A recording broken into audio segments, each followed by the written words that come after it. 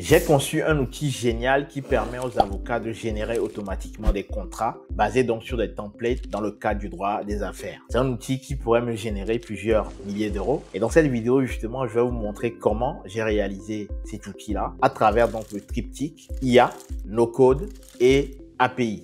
Ces trois notions-là, on le voit du coup dans cette vidéo. Allez, c'est parti, générique.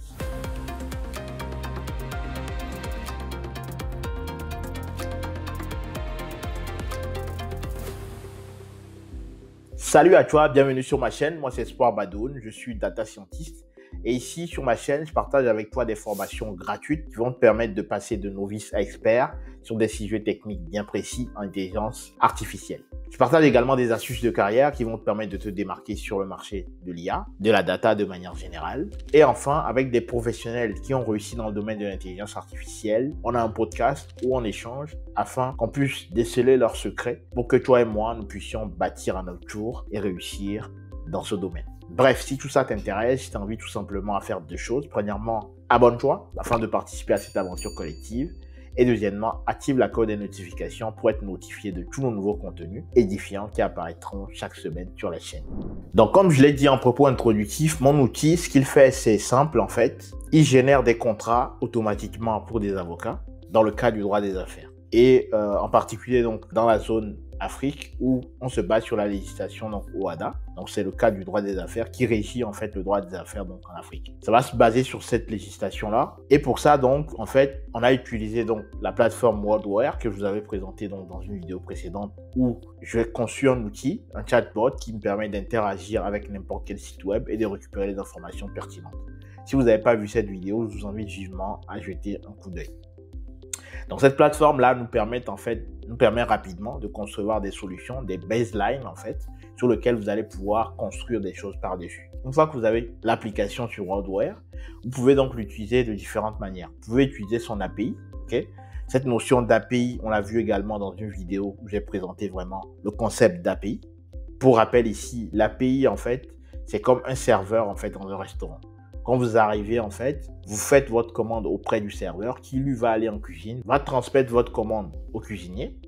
Ensuite, il va récupérer donc le plat, va vous le transmettre. Donc, ce n'est pas vous qui allez directement en cuisine faire votre plat et le récupérer. Vous allez passer donc par le serveur qui, lui, va transmettre votre commande et ensuite va aller récupérer le plat pour venir vous le transmettre. L'API, en fait, fait une sorte d'interaction justement entre vous et le cuisinier. Donc, c'est la même chose ici aussi, en fait. Cela va nous permettre de faire l'interaction entre l'outil qui a été construit, donc les réponses du modèle, ok, et l'utilisateur final que nous sommes. Pour avoir plus d'informations là-dessus, je vous invite vivement à regarder les deux vidéos concernant les API. L'une où on présentait la notion d'API et l'autre où on rentrait en détail sur un outil qui me permet justement de construire cette API-là qui s'appelle Flask. Dans le cadre ici donc de mon projet, moi j'ai utilisé donc WordWare qui est une plateforme de no-code que j'ai présenté donc précédemment. Ensuite, une fois que l'application est prête, moi, je vais utiliser son API pour concevoir donc du coup une application Streamlit qui va se baser en fait sur l'API de WordWare pour me renvoyer des réponses. Donc, Streamlit ici va me permettre de construire l'interface, ok, le front-end de mon application, tandis que WordWare est la plateforme de no-code qui me permet en fait de récupérer les informations du modèle. Ok, ce modèle-là a pour objectif de générer des contrats. Et donc, Streamlit, lui, juste va se charger d'être une interface qui va permettre à l'utilisateur d'interagir avec mon modèle. Donc, plusieurs éléments ici. Streamlit pour l'interface, donc permettant d'interagir avec l'utilisateur final. On a l'API qui est donnée donc par WordWare via la plateforme de no-code. Et donc, grâce à ça, du coup, on va pouvoir générer donc notre contrat automatiquement. C'est ce qu'on va voir ici donc dans la vidéo. Pour ça, en fait, ce que j'ai fait donc dans Streamlit, c'est que j'ai conçu en fait des templates, ok?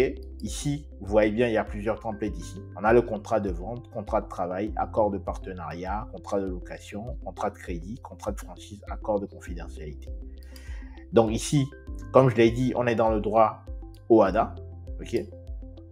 Et donc, quel est l'objectif du contrat? Le contrat doit définir les conditions de vente entre un fournisseur et un distributeur. Je dois le mettre ici. Ça, ce sont les templates qui existent déjà. Et donc, je vais choisir un template ici. Je vais définir mon objectif, l'objectif du contrat. En fait, que doit contenir ce contrat-là, ok? Et puis, enfin, la législation. Donc, en fait, sur quelle législation se base, en fait, du coup, ce contrat-là. Et donc, ça, c'est la législation qui est fournie ici. Et une fois qu'on a tous ces éléments, on va pouvoir générer le contrat automatiquement. C'est ce que fait mon application. Donc, je vais le faire ici. Je vais faire générer le contrat. Donc, ça va tourner, ça va mouliner et ça va me renvoyer en fait le contrat de vente avec les différents éléments qui constituent en fait un contrat de vente dans le cadre du droit OHADA. Donc, vous voyez ici, il me génère le contrat entre fournisseur et distributeur, objet du contrat, prix et paiement, livraison, transfert de propriété, risque, garantie, résolution de litige, durée, résiliation. Et ensuite, ça donne les signatures ici. Donc, vous voyez qu'en fait, là, il me donne un contrat de vente classique. Je peux aller encore plus loin. Je peux demander à ce qu'on puisse réviser en fait ces contrats-là pour voir est-ce que ce contrat est solide en fait par rapport justement à la législation jurisprudence qu'il y a et les différentes clauses. Ok, ça peut être également la suite en fait de ce genre d'application. C'est un bon exercice pour vous, c'est de le faire, de rajouter en fait des éléments à cette application qui va permettre en fait de checker la solidité du contrat pour garantir en fait l'efficacité. Parce que ce que engage en fait les avocats, c'est justement leur réputation lorsqu'ils fournissent des contrats de ce genre-là, des contrats qui ne doivent pas être cassés. Ok, donc il est nécessaire de vérifier la solidité du contrat pour du coup éviter les problématiques par la suite. On t'a toujours dit que déployer des projets data science en production pour un data scientist était quasiment impossible. Tu as fini par croire à cette réalité. En effet, pendant longtemps, la majorité des formations en data science ont cherché à combler le fossé qui existait entre la data science et la mise en production sans y parvenir. D'ailleurs, les profils qui sortaient de ces formations ont été longtemps l'une des raisons pour lesquelles la majorité des projets en data science ont échoué, comme l'estimait Gartner il y a de cela quelques années. La bonne nouvelle que j'ai aujourd'hui pour toi, c'est que j'ai développé une stratégie qui permet donc à n'importe quel data scientist, peu importe son point de départ, d'un point de vue technique, de pouvoir devenir autonome dans la mise en production de ces projets data ou IA en un temps record. C'est d'ailleurs grâce à cette stratégie que j'ai pu réaliser donc ma transition il y a de cela quelques années, en passant donc de 2 000 € de revenus à plus de 10 000 € tous les mois. Cette histoire n'est pas seulement la mienne, c'est l'histoire de tous les autres data scientists tout comme moi qui appliquent cette nouvelle stratégie au quotidien et qui voient leur vie transformée à jamais. Si toi aussi tu veux prendre la bonne décision dès aujourd'hui et profiter de cette immense opportunité qui existe sur le marché de la data et de l'IA, je t'invite donc à cliquer ci-dessous puisqu'on verra donc une vidéo de formation gratuite que j'ai eu le plaisir de tourner dans laquelle je te partage justement comment j'ai découvert cette nouvelle logique de mise en production et comment toi aussi à ton niveau tu peux la dupliquer pour pouvoir réussir ta transition vers la mise en production. Ne tarde pas à visionner cette vidéo de formation gratuite car il se peut que c'est la dernière fois que tu la vois passer. Quant à moi, je te donne donc rendez-vous dans cette vidéo de formation gratuite. D'ici là, porte-toi bien. Salut. Donc voilà cet outil que je voulais vous présenter. Vous voyez comment, grâce à la puissance de l'intelligence artificielle, des notions d'API, également des outils comme Streamlit, on peut concevoir des outils qui répondent aux vrais métiers, aux vrais besoins métiers que l'on rencontre dans le monde réel. Dites-moi dans les commentaires si cette application vous a plu. Et puis voilà, un bon challenge à moi, c'est de mettez dans les commentaires si vous voulez donc rajouter des éléments sur cette application qui permettent en fait de pouvoir vérifier la solidité des contrats. Ce sera un bon exercice pour vous. Comme je l'ai dit dans une vidéo qui parlait des 5 compétences indispensables dans le monde de l'intelligence artificielle, si vous ne l'avez pas vu, jetez-y un coup d'œil.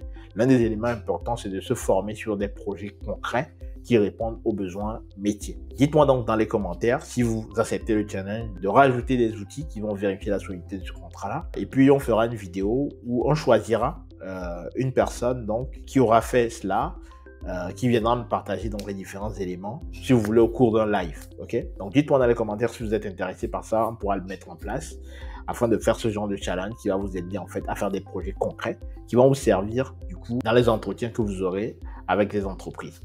C'est donc tout pour cette vidéo. Dites-moi dans les commentaires si ça vous a plu. Comme d'habitude, likez, commentez. Je suis intéressé de savoir ce que vous avez retenu de cette vidéo de manière générale et puis ce que vous pensez du challenge. Quant à moi, je vous donne donc rendez-vous très prochainement pour un nouveau contenu tout aussi édifiant. D'ici là, portez-vous bien. Salut!